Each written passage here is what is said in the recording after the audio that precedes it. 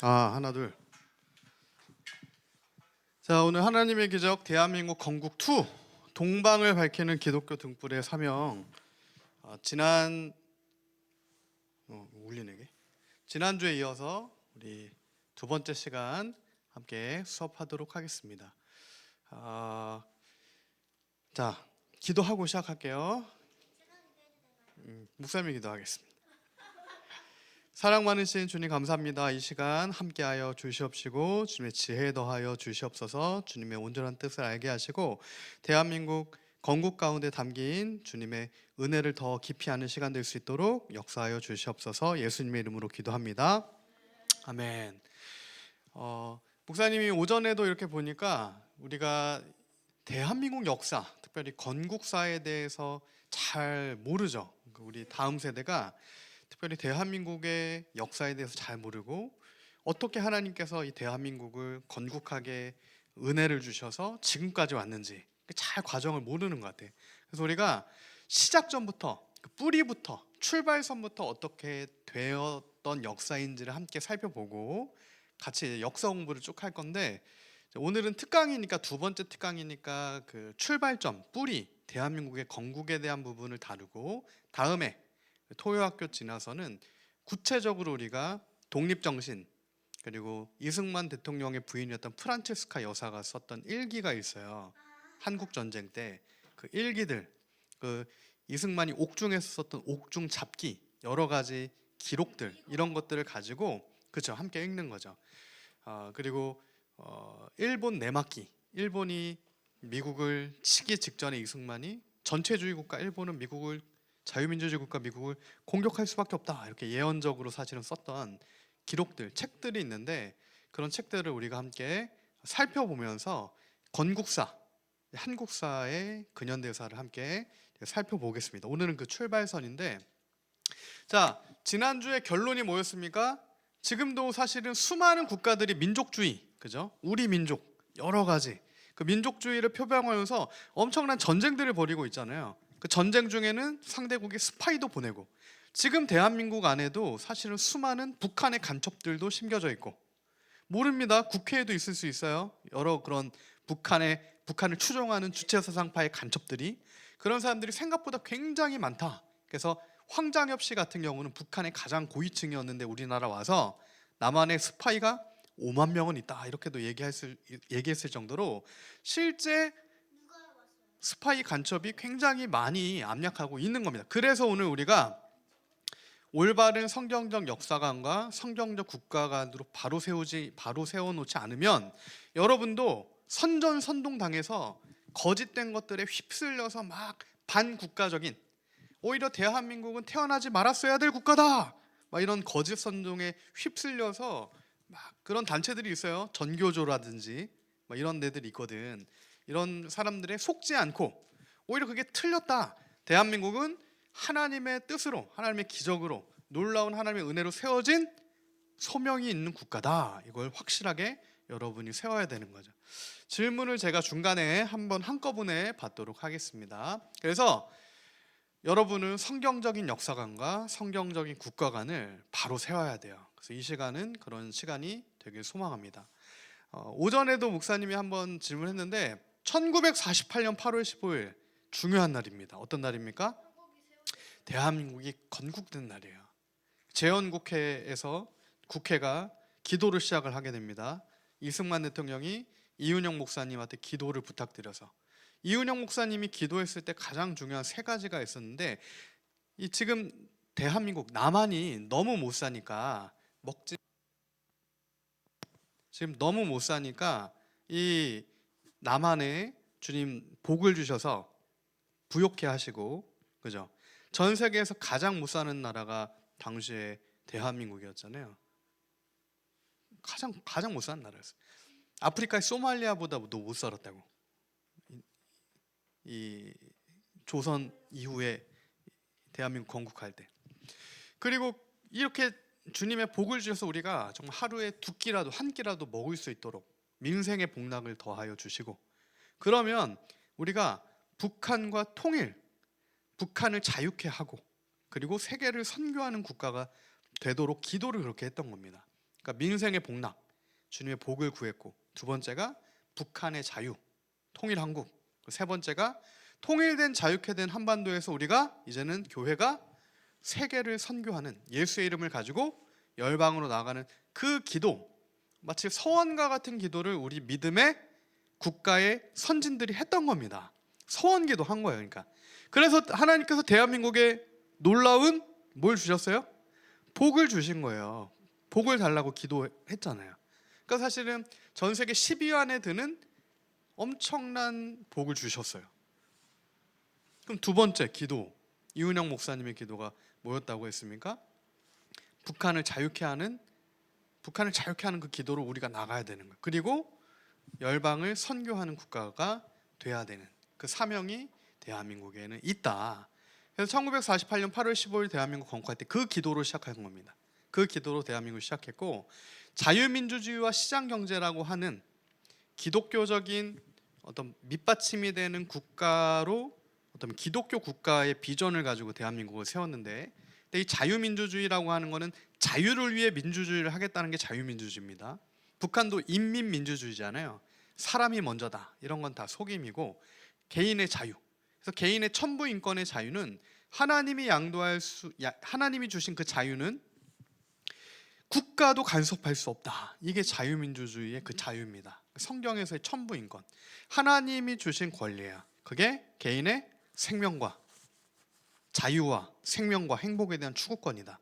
이게 1776년에 미국이 독립할 때 천부 인권, 미국 독립선언문에 아예 못 박아둔 건국 비전이기도 했고, 대한민국의 이승만 대통령이 그걸 알았기 때문에 대한민국 역시 모두가 반대했어요. 90% 이상이 당시에 자유민주주의를 반대합니다. 우리는 사회주의해야 된다. 이게 60%가 넘었어. 왜냐하면 그 당시에 러시아랑 일본이랑 싸워서 일본 전체주의가 지고 러시아가 이겼잖아요. 그러니까 러시아가 맞다 이렇게 다 속았던 거야. 그러니까 소련이 우리를 도와줄 거다. 그때는 소련이잖아. 그러니까 소련 편을 들었던 사람이 70~70%가 넘었던 거야. 전체 인구에.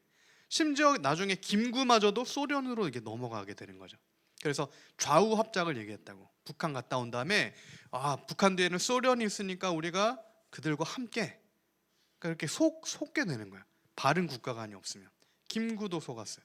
근데 하나님의 은혜로 말미암아 기독교인이었던 이승만 대통령, 성경 충만했고, 성경을 한성 과목에서 정말 수십 독 수백 독을 해서 하나님 말씀에 충만했던 이승만이라고 하는 모세와 같은 건국 지도자를 통해 우리가 지금 누리고 있는 놀라운 자유민주주의와 시장경제, 자유시장경제라고 하는 이 두 가지의 좋은 이 제도가 만들어져 있는 거죠. 그래서 그 좋은 제도 안에서 우리가 이런 놀라운 자유와 번영과 여러분 공부할 수 있는 이 자유도 누리게 되는 겁니다.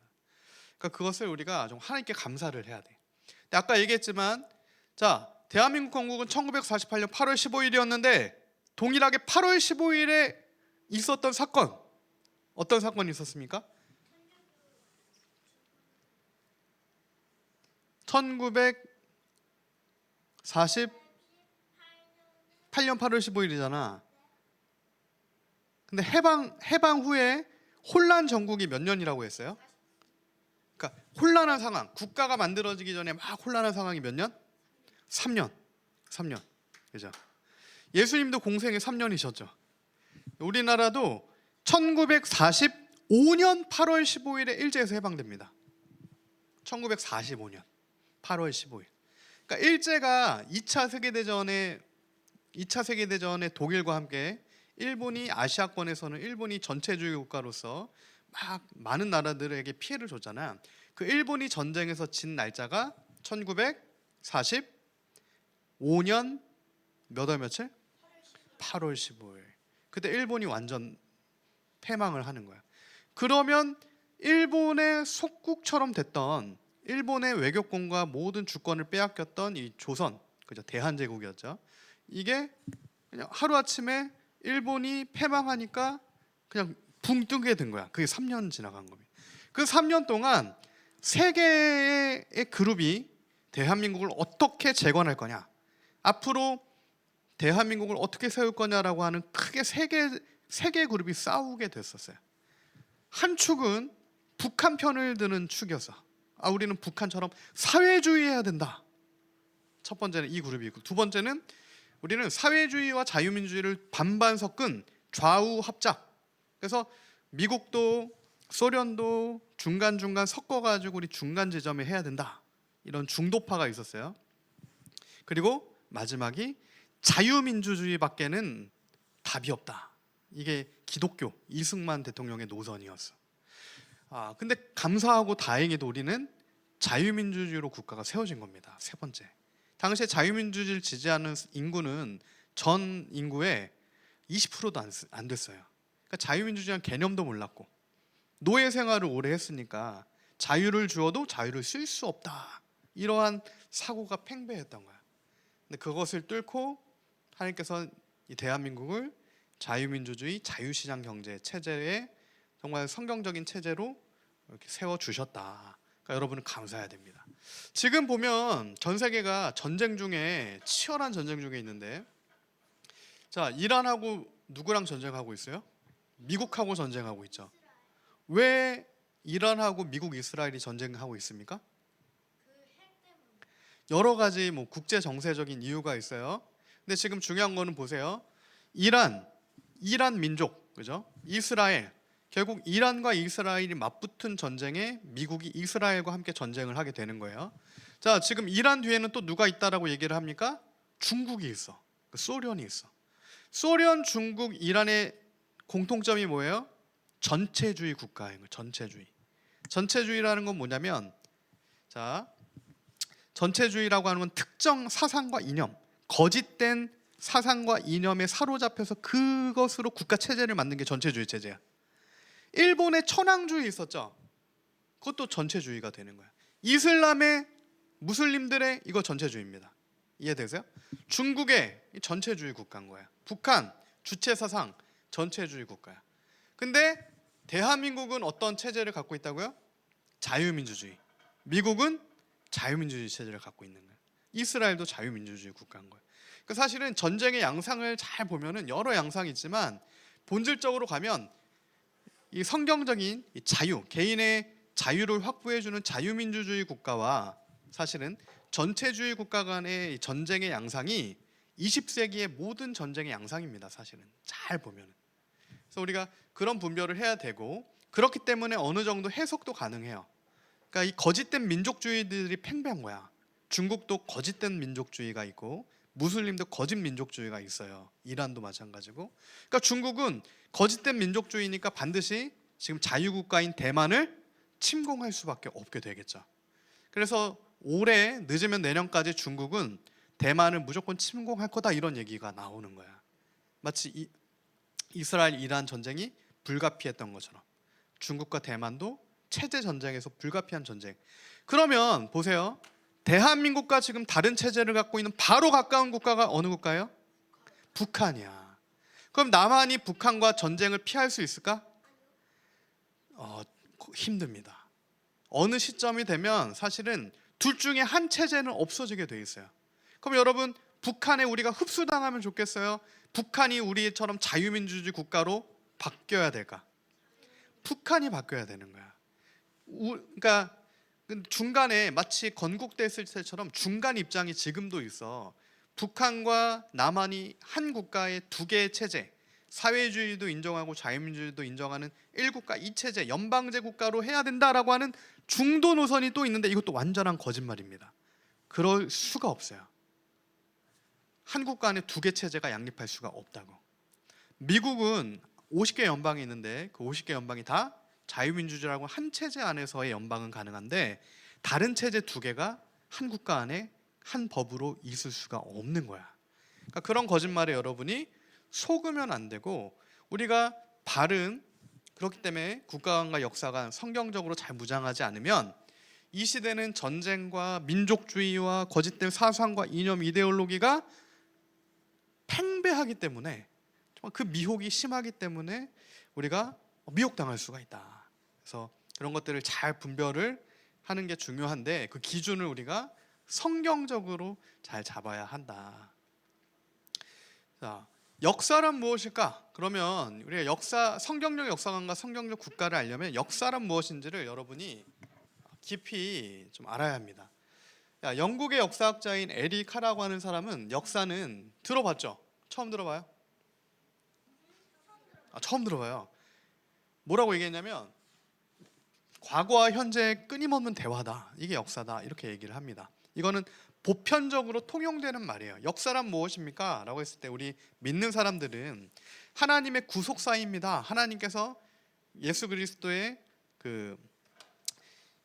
복음, 그죠? 주님이 오시는 것과 예수 그리스도의 복음이 확장되는 것을 하나님의 섭리 아래 이끌어 가시는 게 역사입니다. 우리가 이렇게 성경적으로 얘기할 수 있고요. 보편적으로 믿지 않는 사람들과도 통용되는 역사라는 단어의 데피니션, 정의는 현재와 과거의 끊임없는 대화다. 그러니까 무슨 얘기냐면 바른 해석이 필요하다는 얘기예요. 역사는 반드시 해석이 필요한 겁니다. 어떤 사건이 있어. 오늘 여러분이 투기디데스의 펠레폰네소스 전장사를 보면서도 알았지만 알키비아데스의 행동 어떻게 해석할 겁니까? 그러한 사건을 보고 상황을 보고 여러분이 바른 해석을 해야 되는 건데 그 해석이 결국 역사가 된다. 그래서 역사에는 해석이 중요하다라는 얘기예요. 그래서 역사는 과거에 있었던 사건이 아니라 그에 대한 현재를 살아가는 사람의 해석이라는 거야. 그래서 오늘 우리가 이 사건을 어떻게 성경적으로 해석하냐가 가장 중요한 이슈가 되는 겁니다. 같은 사건을 두고도 관점이 다를 수가 있어. 보는 시각이 다르다고. 그러니까 해석도 달라지는 거야. 그래서 우리에게는 성경적인 관점, 역사관이 중요하다. 그래서 이 성경적 역사관과 성경적 국가 간의 가장 본질은 이 천부인권의 자유입니다. 자유. 자유민주주의 체제에서도 본질이 뭐라고 얘기했어요? 자유인 거야. 이 자유는 성경에서 나오는 자유인 겁니다. 자유민주주의는 1776년에 미국이 독립했을 때 미국이 발명한 거예요. 그 전에는 자유민주주의란 개념도 없습니다. 시장경제라는 것도 어떻게 보면 없어요. 대통령제도 그렇죠. 대통령은 헌법의 수호자인데 이 체제를 수호하는 어떻게 보면 지켜주는 이제 어떤 인물로서 대통령도 미국이 발명을 한 거죠. 마찬가지로 이 성경의 자유, 진리가 너희를 자유케 하리라라고 했을 때 하나님의 진리의 말씀의 그 자유가 기독교 천부인권의 자유고 그게 국가 안에 근본, 본질로 세워지는 게 자유민주주의 국가에서의 기독교 국가로서의 기독교 입국론을 꿈꿨던 우리 신앙의 선진들의 소망이기도 했던 겁니다. 그래서 우리가 이제 속으면 안 되는 게 민족주의라고 하는 개념에 여러분이 속으면 안 되는데, 자, 어떤 사람들은 1948년 8월 15일에 대한민국이 세워졌다고 주장한 사람들이 있어요. 우리 같이 바른 해석을 하는 거지. 대한민국은 1948년에 세워진 거야.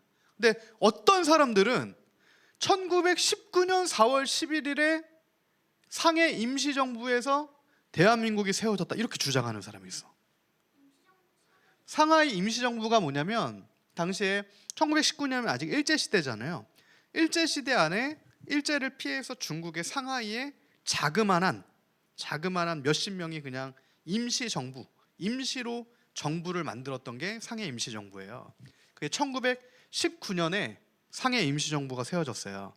그래서 이때 정통성이 있다 이렇게 주장하는 사람들이 있고 1948년에 대한민국이 세워진 게 정통성이 있다 이렇게 주장하는 두 사람이 있는 거야. 근데 예를 들어 보세요. 1919년 4월 11일 중국 상하이 임시정부의 정통성이 있다라고 주장하는 사람들은 대표적으로 북한 정권이 이런 주장을 합니다. 북한 정권이 대한민국의 정통성을 1919년이라고 주장하는 사람들이 있는데 북한 정권을 따라가는 주장이에요. 속았거나 같이 속이고 있거나 거짓된 주장입니다. 대한민국 건국일은 절대 1919년이 아니야. 그죠? 역사적으로도 1948년 8월 15일이 대한민국이 세워진 건국절이 되는 겁니다. 그래서 원래 광복절이라는 광복의 개념이 일제해방의 개념이 아닙니다.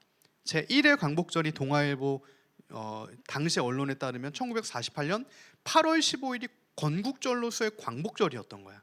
그 광복은 해방의 광복이 아니라 세우는 광복입니다. 그러니까 나라를 세우게 되는 그 광복절이면서 건국절인 거예요, 원래는. 근데 이 엄청난 역사적 뿌리를 두고 치열한 싸움이 지금도 치열하게 한국에서 벌어지고 있어요. 여러분이 제일 많이 들어봤을 만한, 학교 다니는 애들이 이런 말을 많이 듣거든. 민족주의 역사관을 많이 듣는데 우리는 단군 할아버지의 자손입니다. 막 이렇게 이런 얘기를 한단 말이야. 단군 할아버지 들어봤어요? 우리가 단군 할아버지의 자녀들이에요? 우리는 단군 할아버지의 자녀들이야? 아니에요. 완전한 거짓말이라고. 어떻게 우리가 단군 할아버지의 자손이 돼요? 이건 완전히 거짓말입니다. 거짓된 민족주의. 이게 모든 이념과 사상과 이데올로기를 거짓된 민족주의 안에 담아서 선전선동시키는 거야. 자, 그럼 민족이란 무엇인지를 우리가 한번 보면, 자, 민족이라는 것은 감성의 영역입니다. 사실은 어떻게 알아 이 피가 같은지? 이미 다민족인데. 그러니까 민족이라는 것은 감성의 영역이에요. 그리고 민족이라는 것은 세대 간에 계승하는 집단적 감성의 범주다. 민족이란 혈연의 바탕을 둔 공동체 의식이다. 이게 이제 민족에 대한 정의에서 서울대학교 이영훈 교수님이 내렸던 대한민국 역사 책에서 이제 세 가지 중요하게 민족에 대한 개념을 잡을 때 얘기한 개념인데, 그러니까 중요한 건 민족이라고 하는 게 어떤 우리의 이성 논리적으로 이런 개념이 아니라 감정적인 개념인 거예요. 감성적인 개념인 거예요. 그래서 지금 우리 민족끼리 이런 게 해당되지가 않습니다. 북한에선 근데 계속해서 이 감성의 영역을 건드려서 남한과 우리는 한 민족이니까 우리 민족끼리 외세를 몰아내고 미국을 몰아내고 우리 민족끼리 이게 다 거짓이 되는 거예요. 그렇지 않습니다. 우리가 민족이라는 개념을 다시 재정의해야 되는 거예요. 우리는 자유민주주의 국가, 그죠? 이 체제, 자유민주주의 국가의 자유백성이 되는 거겠죠.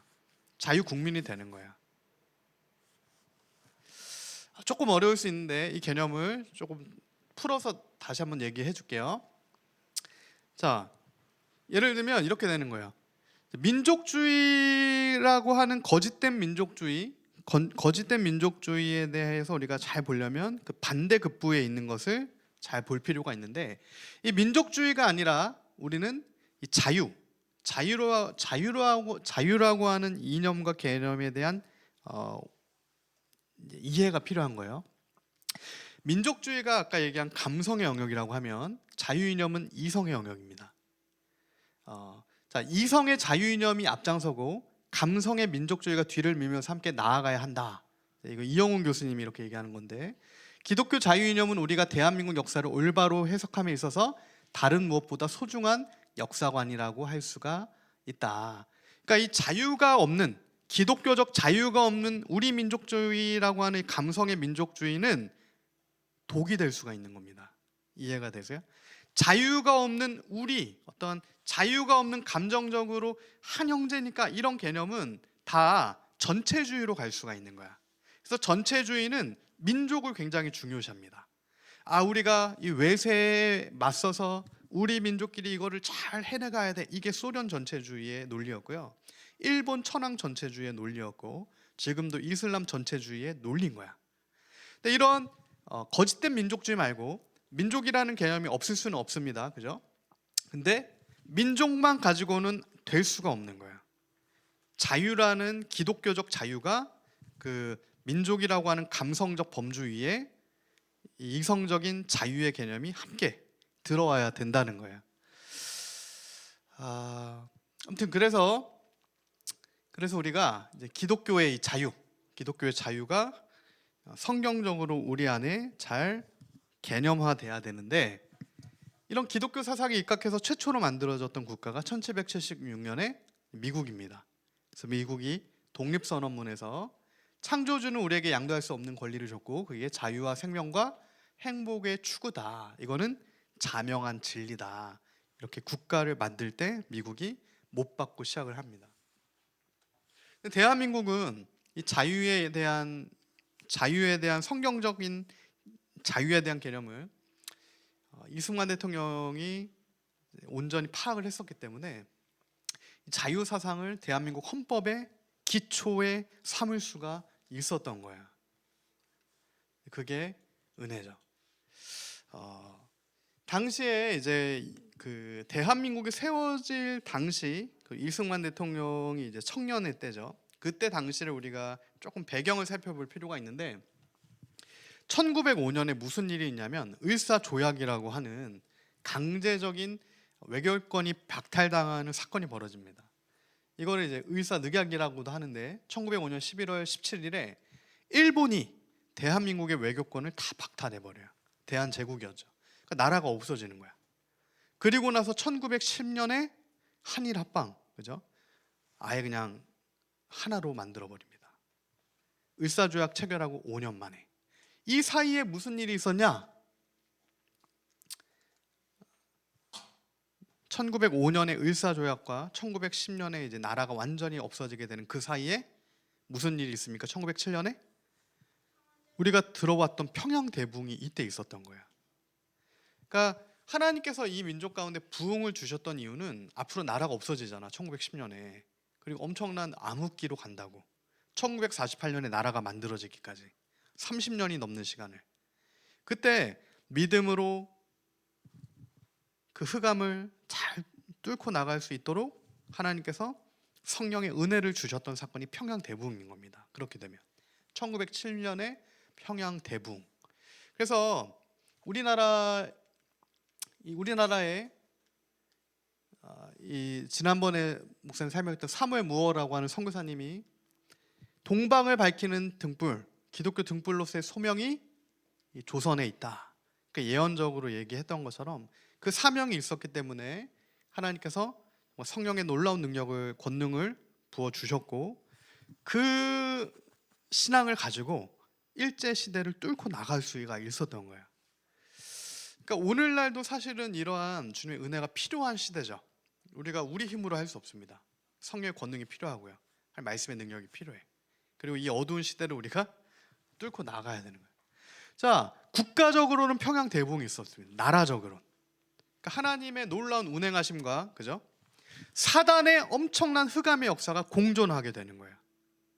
일제 전체주의로서 대한민국이 완전히 망하게 된, 마치 사단의 캄캄한 흑암 안에 들어가는 기간이 한 30몇 년 되는 것처럼 그 시간에 하나님도 앞으로 1948년에 대한민국이 기독교적으로 세워져서 동방을 밝히고 세계를 밝히는 선교적 국가로 세우기 위한 하나님께서도 그 역사를 이루어 가셨다. 성령의 역사가 국가적으로는 평양대붕이라는 역사가 있었고 개인적으로는 무슨 일이 있겠습니까? 한 명 한 명, 월남 이상제, 이승만, 이런 하나님의 사람 한 명 한 명을 하나님께서 찾아가셔서 준비시키고 계셨다는 겁니다. 할렐루야. 그러니까 오늘 하나님께서 그렇게 여러분을 준비시키고 있는 거예요. 여러분 한 명 한 명을 통일한국을 재건할, 지금 북한은 그 어느 때보다도 깜깜하잖아요. 마치 일제시대가 연장되어 온 것 같은 거예요. 지금 한반도의 형국은 북한에 불빛 하나가 없잖아. 전기불 하나가 들어오지 않는다고. 전 세계에서 가장 캄캄한 나라는 북한이에요. 실제적으로. 근데 일제시대 그 가장 캄캄한 조선 땅에 이승만 대통령 준비시키셨던 것처럼 지금 북한의 가장 캄캄한 이 시대 가운데 여러분을 그렇게 이승만처럼 준비시키고 계시는 하나님의 뜻을 또한 우리가 깨달아 알아야 되는 겁니다. 자, 이승만 대통령이 1898년부터 1904년까지 청년이었는데 그때 감옥에 들어가게 돼요. 어떤 감옥에 들어가냐면 한성 감옥이라고 하는 감옥에 들어갑니다. 이 한성 감옥에 들어가게 된 이유가 있는데 이승만 대통령이 당시에 조선의 왕이 누구였냐면 고종 황제였어요. 고종 황제. 조선의 마지막 왕이죠. 근데 당시에 박영효라고 하는 사람이 이승만 대통령, 젊은 이승만과 함께 고종 황제 폐위를 주장하게 돼요. 그때 이승만 대통령이 영모죄에 걸립니다. 영모죄. 원래 박영효가 실제 주범이에요. 고종을 폐위하는. 이승만 아직 젊었잖아. 그러니까 사실은 주변 인물이었는데 중심 인물은 아니었는데 같이 영모죄에 걸렸어. 그래서 어떻게 되는 겁니까? 감옥에 갇힌 거야. 근데 그 감옥이 요셉이 갇혔던 감옥이었던 거야. 요셉은 어느 감옥에 갇혔어요? 정치범들이 갇히는 감옥에 갇혔었잖아. 왕의 술관원, 빵관원, 만날 수 있는, 마찬가지로 이때 한성 감옥은 경제적 범죄자들이 오는 데가 아니었어요. 정치적인 신념을 가지고, 그러니까 정치적인 범죄자들이 온다라고 하는 건 굉장히 뛰어난 사람들이 왔던 감옥이 한성 감옥이에요. 그래서 나중에 이승만 대통령이 나라를 함께 세우게 될 사람들도 이때 많이 만나고요. 앞으로 대한민국의 기틀을 닫게 될, 40년 후에 대한민국의 놀라운 기틀을 닫게 될 사람들을 한성 감옥에서 만나게 돼요. 근데 원래는 이승만이 핵심 인물이 아니었기 때문에, 고종 황제를 폐위하려고 했던 핵심 인물이 아니었기 때문에 원래대로 하면 이승만은 빨리 풀려날 수도 있었어. 근데 갇혔을 때까지는 이승만은 기독교인이 아니었거든. 이승만이 배제학당을 다니긴 했습니다. 배제학당은 기독교 학교였던 거예요. 우리가 하나님에 대해 배우는 것처럼. 그런데도 이승만은 아직 예수님을 믿진 않았었던 거야. 교육은 그렇게 받았는데. 그 상태에서 한성 감옥에 갇혀버린 거야. 그래서 원래 이승만은 영모죄에 걸렸지만 빨리 풀려날 수가 있었어. 근데 빨리 풀려났으면 이승만은 회심의 체험, 예수님을 믿는 경험을 못했을 거예요. 근데 이승만이 언제 한성 감옥에서도 예수님을 믿게 되냐? 이승만이 탈옥을 시도합니다. 탈옥. 여러분이라고 하면 감옥에 갇혔는데 감히 탈옥할 엄두를 내겠어요? 내기 어렵죠. 이승만 대통령은 감옥에 갇혔는데 총을 가지고 감옥을 탈출해요. 도망간 거예요. 이승만이. 근데 도망갔다가 바로 다시 잡힙니다. 다시 잡혀들어요. 그러니까 원래는 사실은 탈출 안 했으면, 탈옥 안 했으면 이승만은 빨리 풀려날 수도 있었어. 근데 이게 하나님의 섭리입니다. 그때 이승만이 탈옥을 했고 다시 잡혀와서 이제는 진짜 사형수가 된 거야. 탈옥한 사람을 이제 놔줄 수가 없잖아. 그래서 이승만은 진짜로 한 6개월을 나는 죽었구나 생각하고 감옥에 있었던 시절이 탈옥 이후에 잡힌 시점이에요. 그게 1899년입니다. 그때부터 6개월 동안 이승만은 하루하루를 정말 이 흑암을 통과하는 것처럼 죽음을 맞닥뜨리면서 가게 되는 겁니다. 그리고 놀랍게 그 감옥에서의 탈옥하고 잡혀서 사형수가 되어서 감옥에 있었던 그 시점에 예수님을 만나게 돼요. 성경을 그 감옥에서 목에 칼을 차고도 수십독을 하고, 그래서 성령의 회심의 역사를 이루어서 예수님을 믿게 되는 역사가 탈옥수 이승만의 한성 감옥에서 경험하게 된 사건입니다. 그러니까 놀라운 하나님의 이제 섭리인 거야. 그러니까 우리가 어떠한 인간의 개인적 실패, 그죠? 여러분이 나중에 어떤 좌절, 잘 안 돼, 심지어 감옥에 들어가는 것 같은, 감옥에서 탈출했는데 또 잡혀 들어가는, 이 모든 것도 그 한 사람을 주님의 자녀로 만들기 위한 하나님의 섭리가 있다는 겁니다. 그것 때문에 이승만은 기독교인이 된 거예요. 당시의 기록을 보면 이렇게 기록이 되어 있어요. 6개월 동안 이승만은 하루하루 죽음의 공포와 싸워야 했다. 당시 그의 나이는 25세였다. 그러니까 20대 중반의 이승만이었죠. 그 시절에 이승만이 이렇게 얘기합니다. 다른 죄수들은 몰래 감옥으로 들여온 조간신문에서 밤중에 내가 처형됐다는 보도를 눈물을 흘리면서 읽어준 일이 몇 번이나 있었고, 그럴 때마다 나의 선친은 나의 죽은 몸을 매장하겠다고 찾으러 오시곤 하셨다. 사형 선고를 받은 살인수가 나와 같은 형틀에 얽매여 있었다. 어느 날 아침 간수와 사형 집행리와 순검이 감옥문을 열고 우리 방으로 뛰어들어왔다. 방 안에 있던 죄수들이 모두 나를 쳐다보았다. 나는 사형 집행자에게 넘겨질 것을 기다리고 있었다. 그런데 그들이 형틀을 열고는 살인수를 끌어내고 나를 다시 형틀에 잠가버렸다. 나는 이 다음은 나로구나 하고 독백하면서 오히려 내가 먼저 끌려가서 빨리 죽었으면 하는 간절한 소원에 잠겨 있었다. 그러니까 그 고통이 죽는 것보다 더 고통스러운 고문과 어려움이 있었던 거야. 그 한 6개월의 기간이, 이승만 대통령이. 이때 이승만 대통령이 회심의 체험에 대해서 이렇게 얘기합니다. 어두운 감옥 속에 가두었을 때 나는 두려워 혼자 이런 생각을 했다. 나는 이 세상에 있는 것이 아니다. 조금 있으면 다른 세상에 갈 터인데 저 외국 사람들이 나에게 말해준 예수를 믿지 않았기 때문에 그 세상의 감옥에 가 있게 될 것이다. 그때 나는 예수를 믿지 않고 있었다. 그러니까 예수님에 대한 지식은 있는데 믿음은 없었던 거야. 아, 내가 죽으면 지옥 가겠구나도 이승만이 알았습니다. 배운 게 있으니까. 근데 그럼에도 아직 예수님을 믿지 못하고 있었던 거예요. 그런데 그때 내가 어디선가 들렸던 말이 떠올랐다. 내가 너의 죄를 회개하면 하나님께서는 지금이라도 용서하실 것이다 라는 말인데, 그 말이 나의 마음에 떠오르자마자 나는 나의 목에 걸려있던 나무칼에 머리를 숙이고, 오 하나님, 나의 나라와 영혼을 구하여 주시옵소서 라고 기도하기 시작했다. 그때 주님의 평안과 기쁨이 나를 사로잡았다. 하나님, 나를 구원해 주세요. 가장 어두운 그 시절, 아무 소망이 없는 사형수 이승만이 칼이 목에 채워지는 상태에서 예수를 주로 고백하게 되는 그 회심의 사건이 있게 되는 거예요. 자, 이러한 것들을 누가 이끌어 가시는 겁니까? 하나님께서 이끌어 가신다는 겁니다. 국가의 역사도, 한 개인의 인생의 역사도 하나님께서 주님의 뜻을 위해서 마치 사도 바울처럼 그 인생을 어려움도 주시면서 또 대통령도 되게끔 하시면서 이 모든 섭리라고 하죠. 섭리 역사를 통해 주의 뜻을 이루어 가신다. 그러면 오늘 우리를 통해서 하나님께서 이끌어 가시는 것도 마찬가지라는 겁니다.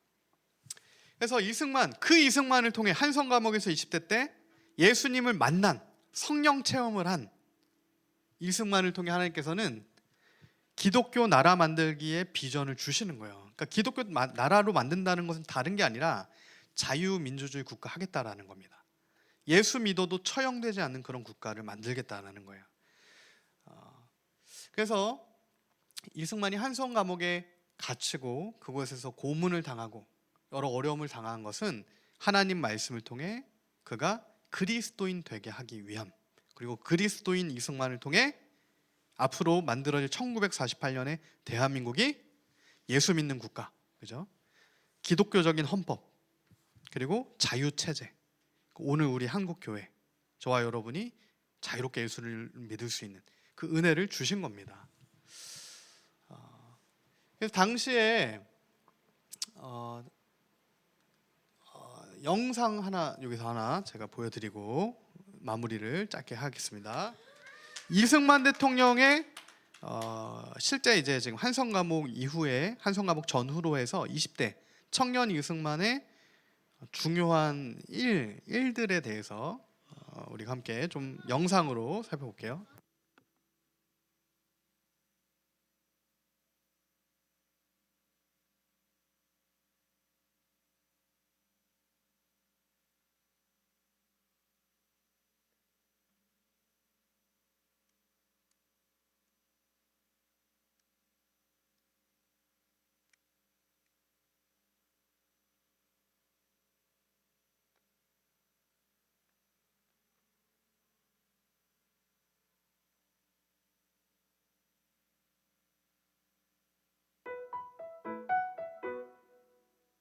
오늘 여러분들과 함께 대한민국의 가장 중요한 인물 건국 대통령 이승만에 대해 알려드리도록 하겠습니다. 첫 번째 시간입니다. 청년 이승만. 이승만은 1875년 황해도 평산군 마산면에서 왕족의 후손으로 태어났습니다. 6살에 천자문을 다 외우고 도강이라는 종합시험에서 장원도 자주 할 정도로 똑똑했습니다. 그런데 이승만이 19살이 되던 해에 갑오개혁이 일어나 과거제도 자체가 사라져버렸습니다. 출세의 길이 막혀 새로운 선택이 필요하던 그때 친구인 신궁호가 찾아와 배제학당에 함께 입학할 것을 권유했습니다. 6.25 사상이 강했던 터라 처음엔 거절했지만 결국 입학하게 됩니다. 이 사건이 그의 인생을 바꾸고 대한민국의 운명을 바꾸는 출발점이 되었습니다. 이승만의 명석함은 여기서도 발휘되었는데요. 영어 사전도 없던 시절 6개월 만에 영어를 마스터하고 배제학당의 영어 선생님이 되었습니다. 그런데 무엇보다 중요한 것을 배우게 됩니다. 바로 기독교와 자유민주주의에 대해서입니다. 군주제와 신분제 사회에서 살았던 이승만이 자유민주주의를 접하게 되면서 이것이 조선을 살릴 수 있는 엄청난 사상이라는 것을 깨닫고 충격을 받게 됩니다.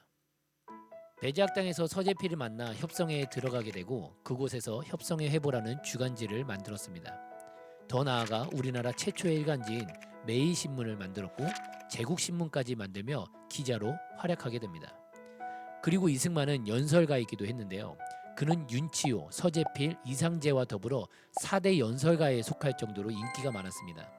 10,000명이 넘을 정도로 수많은 인파가 모인 만민 공동회 집회에서 러시아의 침략 정책을 비판하고 대한제국의 자주 독립권을 지키자고 연설했습니다. 글을 쓰고 연설도 하면서 기울어져가는 나라를 살리려고 애썼지만 점점 망해가는 조선을 보게 됩니다. 결국 이승만은 고종 폐위 운동을 계획하게 됩니다. 하지만 그 일은 실패하게 되고 감옥에 갇히게 됩니다. 탈출을 시도했지만 금세 다시 잡혀온 이승만은 조선의 중한 재수만 가둔다는 한성 감옥에 갇히게 됩니다. 한성 감옥에서 심한 고문을 당하며 힘든 시간을 보내고 있던 이승만은 조금이라도 마음을 달래기 위해 선교사님이 보내준 성경을 읽기 시작합니다. 그때까지만 해도 이승만은 기독교로 개종하지 않은 상태였는데요. 하지만 성경에 기록된 예수님의 십자가 고난을 읽으며 그분만이 나의 마음을 이해해 주시겠다는 생각이 들며 기도하게 됩니다. 오 나의 하나님, 나의 영혼을 구해 주십시오. 오 하나님, 우리나라를 구해 주십시오. 그때 감방이 빛으로 채워지는 것 같았고 마음에 기쁨과 평강이 임하였습니다. 그렇게 1899년 2월 추운 겨울날 기독교로 개종하게 됩니다. 이 체험을 통해 이승만은 독실한 기독교인이 되었습니다. 당시 대한민국의 기독교로 개종한 숫자가 40명 정도 되었을 때 이승만이 한성 감옥에서 40명을 전도할 정도였습니다. 그들은 함께 예배하며 나라를 위해 기도했고 지옥 같았던 한성 감옥을 축복의 집, 복당이라 불렀습니다. 그렇게 하나가 된 복당 동지들은 훗날 새로운 대한민국을 만드는데 중요한 역할을 하게 됩니다. 이승만의 개종 소식을 들은 선교사들은 너무나 기뻐하였고 다양한 분야에서 세계적인 학자들이 쓴 책들을 감옥 안에 넣어주었습니다. 그렇게 한성 감옥에는 무려 500권 이상이 넘는 책들로 조선에서 가장 좋은 도서관이 세워질 정도였습니다. 감옥에서 선교사들의 도움을 받으며 집중해서 나라와 민족을 위해 공부했습니다. 이승만은 우리나라 최초로 영어 사전을 만들었고 대한민국이 기독교를 모든 일의 근원으로 삼아 영국과 미국의 동등한 수준이 되도록 최선을 다해야 한다고 했습니다. 그리고 기독교 입국 정신으로 우리나라를 자유와 평등이 실현되는 자유민주주의 국가로 만들 독립 정신을 기록했습니다. 이 원고는 비밀리에 감옥 바깥으로 전해졌고 미국에서 출판되었습니다. 처음엔 판매 금지당했지만 오히려 읽지 않으면 낙오자가 될 정도로 널리 읽혔습니다. 독립 정신은 우리나라 국권을 외세에 빼앗기는 치욕을 겪게 된 원인이 바로 국민의식이 깨어있지 못했기 때문이라고 말합니다. 그러나 그것에 그치지 않고 이미 빼앗긴 국권을 되찾기 위해 국민의식을 일깨우고자 하는 의지를 보여주고 있습니다. 독립정신 6대 강령을 기록하여 한국인들의 의식을 깨웠던 것입니다. 첫째, 마땅히 세계에 개방하고 통상해야 한다. 둘째, 새로운 문물을 자신과 지방과 나라를 보존하는 근본으로 삼아야 한다. 셋째, 외교가 나라를 유지하는데 매우 중요하다는 것을 알아야 한다. 넷째, 나라의 주권을 소중히 여겨야 한다. 다섯째, 도덕적 의무를 소중히 여겨야 한다. 여섯째, 자유를 소중히 여겨야 한다. 이승만을 구하기 위해 사방에서 구명활동을 벌였습니다. 그 결과 사형에서 무기징역으로, 무기징역에서 징역 10년으로 형량이 줄었습니다. 무엇보다 러일 전쟁이 한창이었던 우리나라는 미국에 보낼 외교사절단이 필요했는데요. 조선팔도에 영어하면 이승만이었기에 영어에 능하고 명석한 그를 감옥에만 둘 수 없었습니다. 그렇게 1904년 8월 5년 7개월 만에 이승만은 감옥에서 나오게 됩니다. 감옥에서 나온 지 3개월 만에 고종의 밀사 자격으로 미국 루즈벨트 대통령을 만나러 가게 되는데요. 그러나 이승만이 루즈벨트 대통령을 만나기 불과 며칠 전 미국은 이미 러일 전쟁 후 한국을 일본의 보호국으로 만드는 데 동의한 상태였습니다. 이 일을 겪으며 그는 조선이 독립할 수 있는 길은 외교밖에 없다는 것을 절실히 깨닫고 미국에 남아 공부를 하게 됩니다. 조지 워싱턴 대학교에서 학사과정 2년, 하버드 대학교에서 석사과정 1년, 프린스턴 대학교에서 박사과정 2년을 보내며 국제정치학 박사 학위를 얻었습니다. 그리고 미국의 영향을 받은 중립에 관한 박사 논문을 냈습니다. 이 논문은 미국의 윌슨 대통령이 의회에서 연설할 때 인용할 정도로 세계적으로 인정을 받았습니다. 이렇게 짧은 시간에 미국의 세계적인 명문대학에서 학위를 마친 사람은 동양인으로서 이승만이 최초였습니다. 학비는 장학금으로, 생활비는 강연을 통해 벌며 열심히 공부했습니다. 그러나 이승만이 졸업하던 해는 한일 병합조약으로 우리나라를 일본에게 빼앗기게 된 해입니다. 졸업식 날 일기장에는 내 나라를 지키기 위해 열심히 공부했는데 박사학위를 받고 나니 내 조국이 더는 나의 나라가 아니었다라고 침통한 마음을 남겼습니다.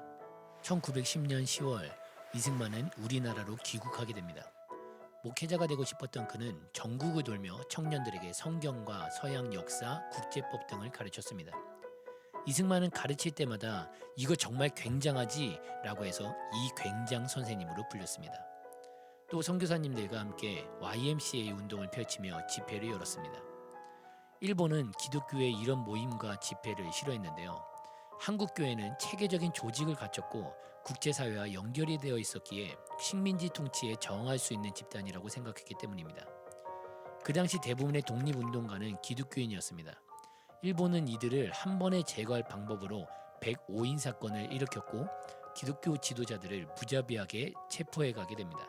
이승만은 YMCA 국제위원회의 개입으로 체포를 면하게 되었는데요. 이 사건을 계기로 본격적인 독립운동가의 길로 들어서게 됩니다. 그렇게 어쩔 수 없이 37살이라는 나이에 고국을 떠나 미국으로 망명을 합니다. 1945년 다시 귀국할 때까지 33년 동안 우리나라의 해방을 위해 길고 긴 독립투쟁을 이어가게 됩니다.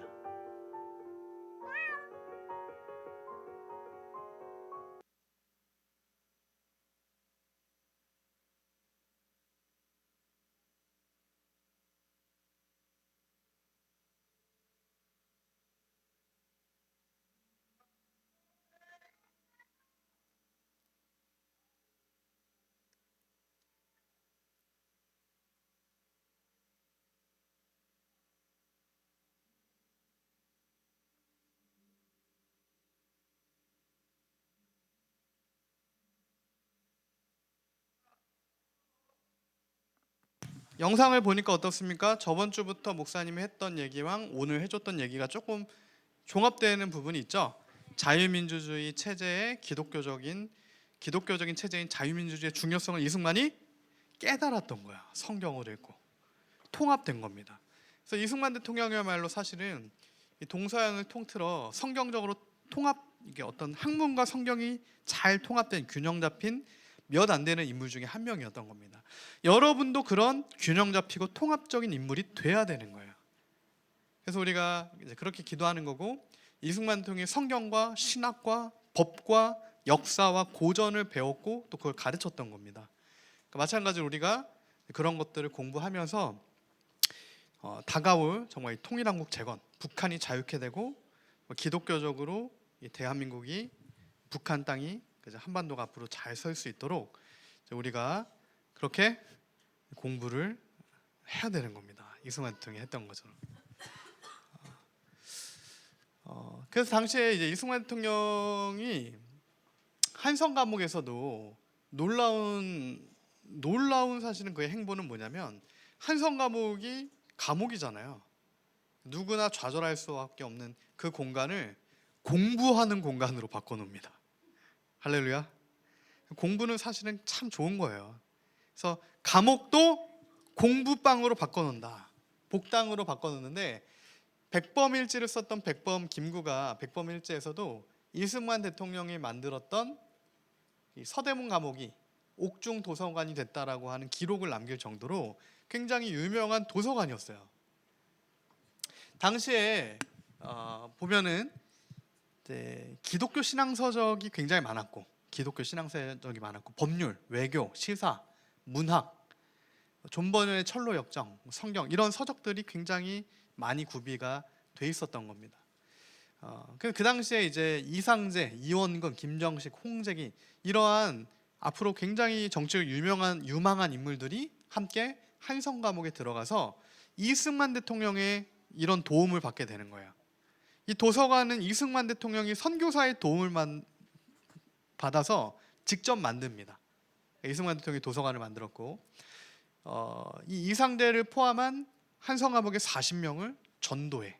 그래서 이승만이 예수를 믿고 그 나머지 40명도 전도를 해서 예수님께로 나아오게 만듭니다. 당시에 한성감옥의 대출 순위를 보면은 가장 많이 죄수들, 정치범들이 가져갔던, 빌려갔던 책 이름이 보면은 유몽천자라는 책이 있대요. 근데 이거는 세계 문화, 미국의 독립운동사, 그러니까 세계 나라의 문화와 미국이 독립운동을 어떻게 했는지, 이승만, 김구, 이상제 주요 대출자다 이렇게 써 있고, 태서신사라고 하는 책은 프랑스 혁명에 대한 책인데 이승만, 김구, 이상제. 중동 정기 청일 전쟁 역사서 이승만, 이상제. 기독교 관점에서 유학을 비판하는 자서조동이라는 책이 있었어요. 그러니까 오늘 성경적 세계관처럼 기독교 입장에서 인본주의를 비판하는 책인 거야. 이런 책들을 한성감옥의 도서관을 차려놓고 사람들이 빌려가게끔 만들어 놓았던 겁니다.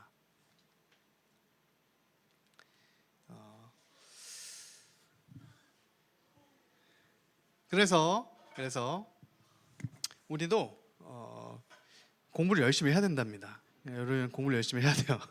감옥에 있어도, 그죠? 감옥에 있어도 책을 열심히 읽고 공부를 열심히 해야 된다. 우리에게 주신 소명을 우리가 이루어야 한다. 이승만 대통령이 이제 마지막으로 한 연설이 있어요. 이승만 대통령이 1919년에 8월에 상해 임시정부의 초대 대통령도 이승만 대통령이었습니다. 그때 미국을 향한 호소문이라고 하는 문서를 작성하는데 이때 이 네 가지를 이제 선포하게 돼요. 뭘 선포하냐? 우리의 주장은 하나님이나 사람의 율법 앞에 떳떳하고, 우리의 목표는 일본의 압박을 면하고 자유를 회복하는 거고, 자유를 찾는 거고, 우리의 목적은 아시아의 민주화고, 우리의 소망은 기독교의 전 세계적인 보급이다. 이 네 가지를 이승만 대통령이 호소하게 됩니다. 그러니까 그리스도인 이승만이 호소한 내용인 거예요. 이것은 우리가 처음에 살펴본 사무엘 무어 선교사님이 얘기했던, 그렇다면 한국의 사명이 무엇이냐? 지금 가난하고 멸시받고 압제받는 한국이 앞으로 해야 할 일은 동방의 어둠에 진리의 빛을 가져다줄 하나님의 메신저가 되는 거다. 곧 기독교 등불이 돼야 된다. 한국은 동방을 밝히는 유일한 기독교 등불이다. 그 사무엘 무어 선교사님이 예언적으로 했던 그 선언. 그 사무엘 무어 선교사님은 1906년에 돌아가시죠. 을사조약 1년 뒤에 돌아가시고 한일합방 4년 전에 돌아가시는 거예요. 이때가 언제입니까? 이승만이 이제 곧 한성감옥에서 풀려났던 그때, 사무엘 무어 선교사님을 통해서는 한국의 소망에 대해서 선포하게 하시는 겁니다. 그 소명을 개인 이승만이 받아서 기독교 국가, 하나님의 기적으로 세워지는 대한민국을 1948년 8월 15일에 건국하게 되는, 기도로 시작하게 되는 그 자리까지 나아가게 돼요. 그 이승만 대통령의 유언과 같은 하나님 말씀을 붙들고 유언처럼 마지막까지 붙들었던 말씀이 갈라디아서 말씀이에요. 하나님께서 자유를 주시려고 너희를 자유케 하셨으니 다시는 두 번 다시 종의 멍에를 매지 말아라. 이것이 내가 국민들에게 주는 유언이다. 그래서 결론입니다. 오늘 우리는 이 통일한국을 재건할 소명을 받고 있는 거예요. 이승만 대통령이 앞으로 대한민국을 건국할 소명이 그에게 있었듯이 통일한국을 재건할 소명이 지금 다음 세대한테 있는 겁니다. 이건 내가 좋든 싫든의 문제가 아니에요. 이거는 지금 시대에게 주어진 하나님의 부르심의 사명입니다. 우리는 성경대로 일어나 빛을 발해야 되는 거예요. 다윗과 아둘람 공동체, 이스라엘의 그 건국 비전이었죠. 이승만 한석감옥 공동체 대한민국 건국 비전이 있듯이 통일한국 재건의 비전이 여러분에게 주어져 있다. 그래서 우리가 정말 하나님 말씀 붙들고 성령 충만하여 성경 말씀을 가지고 신실하게 학업에 충실하게 공부해서 이렇게 부르심의 소명에 나아가는 그 자리까지 나아가는 여러분이 되기를 예수님의 이름으로 축복합니다. 마무리하겠습니다. 기도하고 마무리하겠습니다. 눈 감고 두 손 모으고 기도하겠습니다. 사랑 많으신 주님 감사합니다. 하나님, 오늘 우리가 바울 그리고 이승만 대통령처럼 주님이 주시는 사명을 잘 붙들고 오늘 우리가 학생의 본분으로 잘 이 시간을 감당하여서 이승만이 한성 감옥에서 5년 7개월 그 한성 감옥을 정말 복당, 공부방, 도서관으로 만들었던 것처럼 우리가 지금 앞이 보이지 않는 이 민족의 상황이지만 개인에게 주신 그 사명을 붙들고 충실히 학생으로서의 본분을 다하고 준비하고 마땅히 주님의 때에 주님의 뜻대로 나아갈 수 있도록 은혜 더하여 주시옵소서. 예수님의 이름으로 기도합니다. 아멘. 자유시간으로 가겠습니다.